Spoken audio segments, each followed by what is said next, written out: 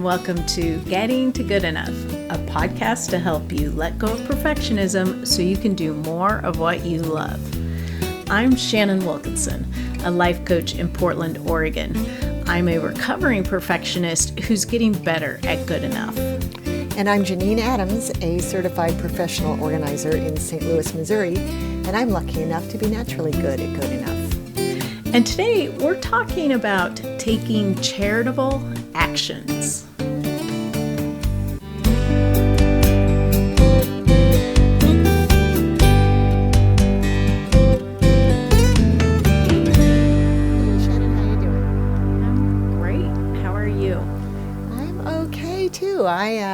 We usually don't record on Fridays, but we're recording this on a Friday, and it's dark outside, and that's my excuse for any brain malfunction that's detectable as we record this.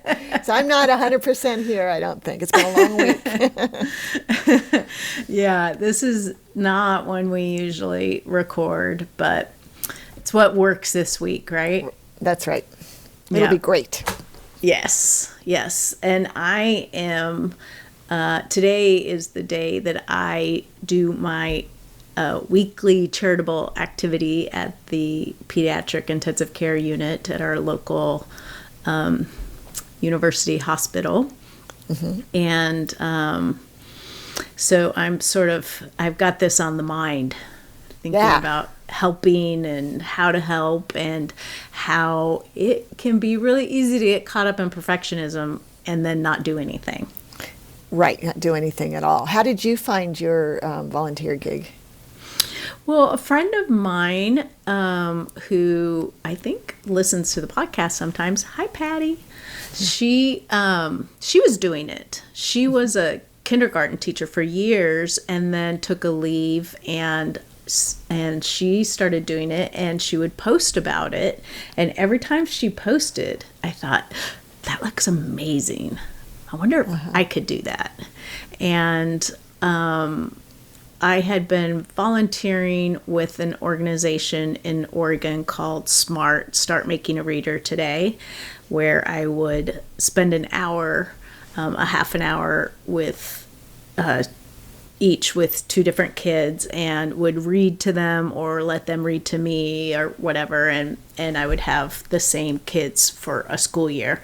So, they would have that consistency throughout the year, once a week, which I really loved. I did that until the pandemic, and then I really missed it. And I kept seeing this stuff from Patty, and then when they reopened the volunteering there, I talked to her about it and decided to apply and go through the whole training process and stuff so I could do it. Well, that's a great example of making it easy to find a place to volunteer, right? Because that's in and of itself, of all the things you could do, and then figuring out what you might want to do, and then figuring out which places you might be able to do it, that's a lot. That's overwhelming and would definitely be more challenging than just then seeing a friend doing something that sounds really appealing and finding out how to go about applying. Not that I know it wasn't like it was effortless. You had to apply, and it was a whole process, because they're not anybody in the neonatal It was like a 2-month process to apply and get approved and background check, and then I had to do like all this onboarding training, and there was a lot to it, but it was totally worth it because I really love it, and I feel like the time that I'm there, I'm really helping people. I'm helping the patients and their families and the staff. And I feel like I'm making a difference and really helping them. So it feels really good. Yeah, and it's just great that you got to bypass all the uncertainty about where to volunteer, right? Because of Patty's thing. Because that can be really tricky to figure out. And it's really hard to take action when you don't even know how to go about deciding how you want to act. Right.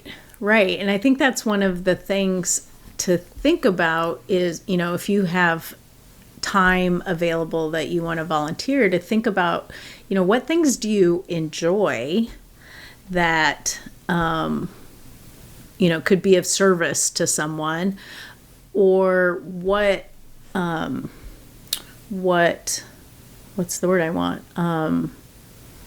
Causes are really important to you that you want to support. Like, you really need something driving it, whether it's the cause is the primary driver for you to want to help, or the, what service you have to offer.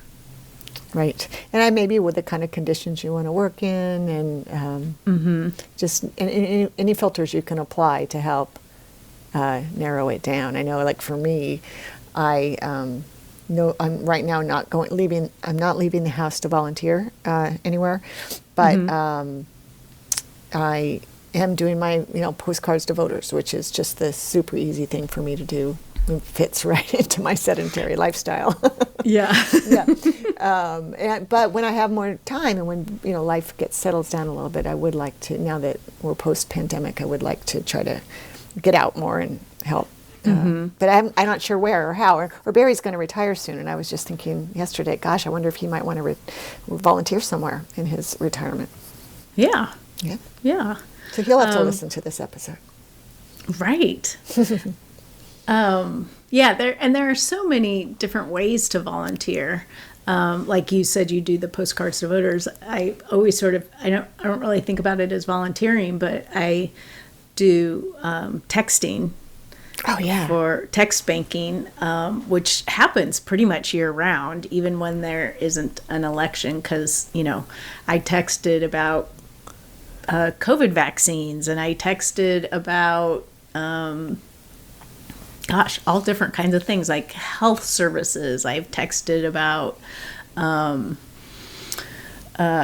lots of voting things, of course, political things, but there's all different kinds of things that are going on all the time. So if you want to support something but don't want to leave your home, there's ways to do that. Yeah. And I say hats off to you for doing that, because that's a two-way communication. It is. And I much prefer my one-way communication. But I have to say, I've had some really amazing conversations with people, and there have been situations where like strange things have sort of come up, and I've been able to help people. Yeah. That's nice. Which always feels really good. Oh yeah, that's reinforcing. Yeah, right. Rather than getting nasty grams back from people who. I don't get those too, texts. but I ignore them. Right. I got a postcard in the mail, not from the postcard to voters group, but it was, which I'm waiting for one day to get one of those, but it was from the candidate's mother. Oh. Yeah. I thought that was. Wow. Yeah, that was that, and that had an impact. Yeah, I bet it did. But as we're coming into another election, there's a lot of political things, from local to national, that could use volunteers, and the nonprofits always need help. So there's a lot of options there, and it's like the OHSU, the hospital where I volunteer. It's a pretty big commitment to sort of work through all of that, and they want you to commit to volunteering for 6 months, to do 1 4-hour shift a week for 6 months.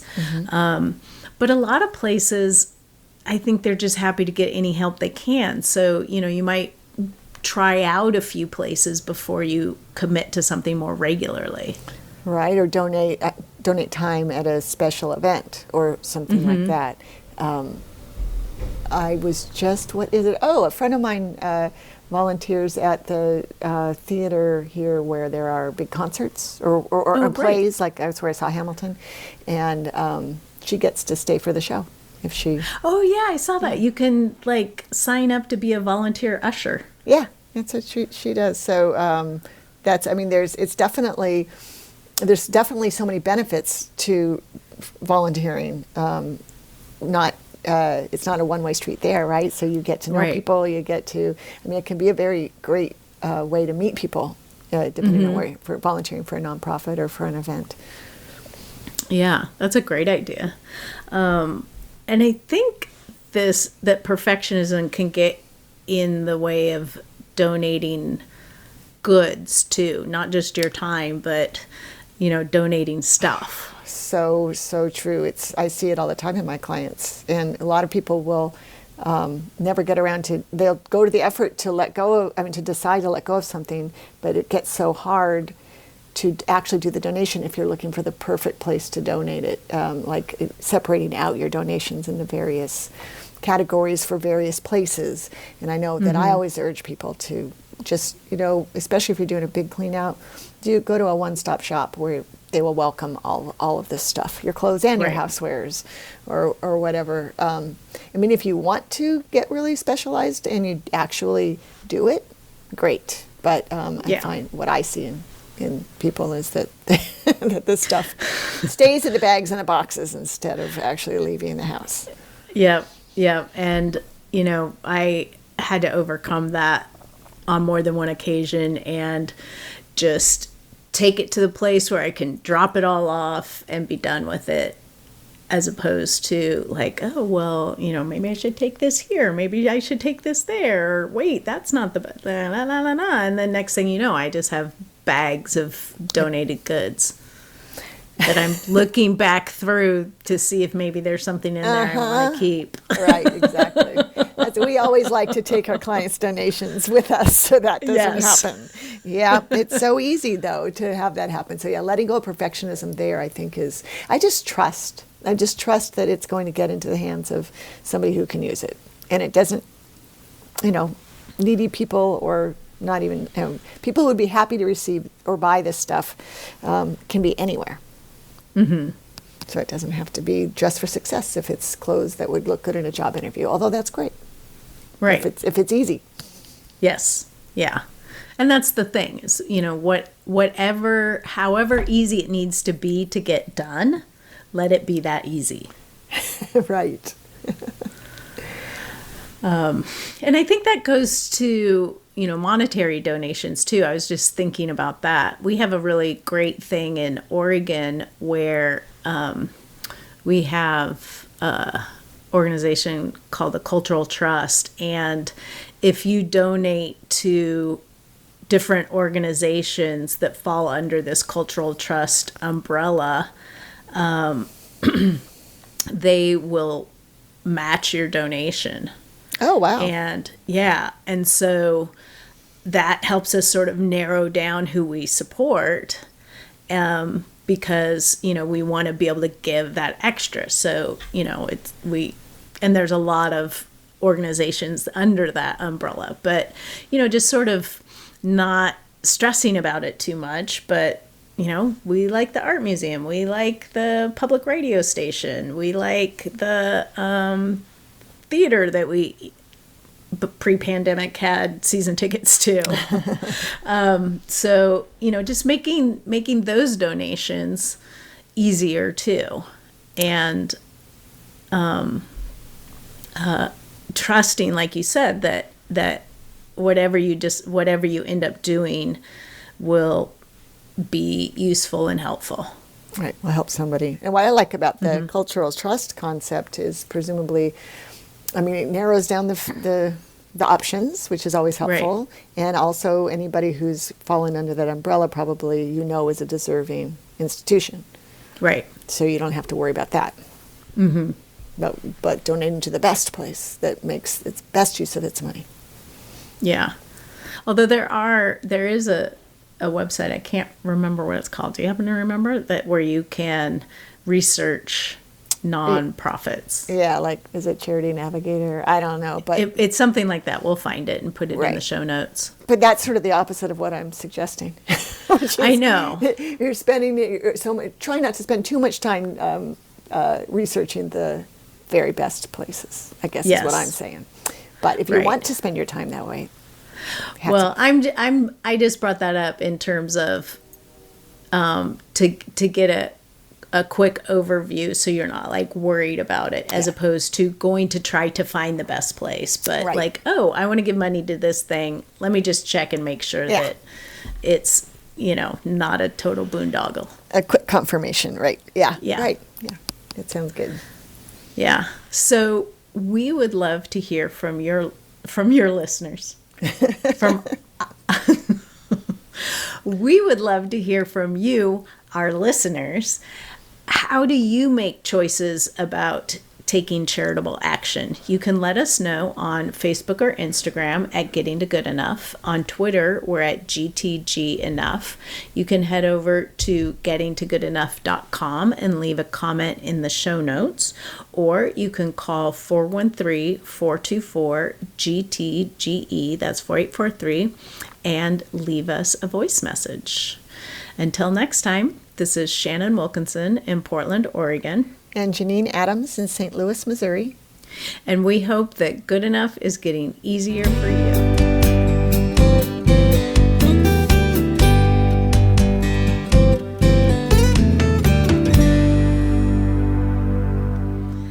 I have a couple of bags of stuff that I need to go put in my car and take away now. I have one too. Okay, we'll do it together. Okay.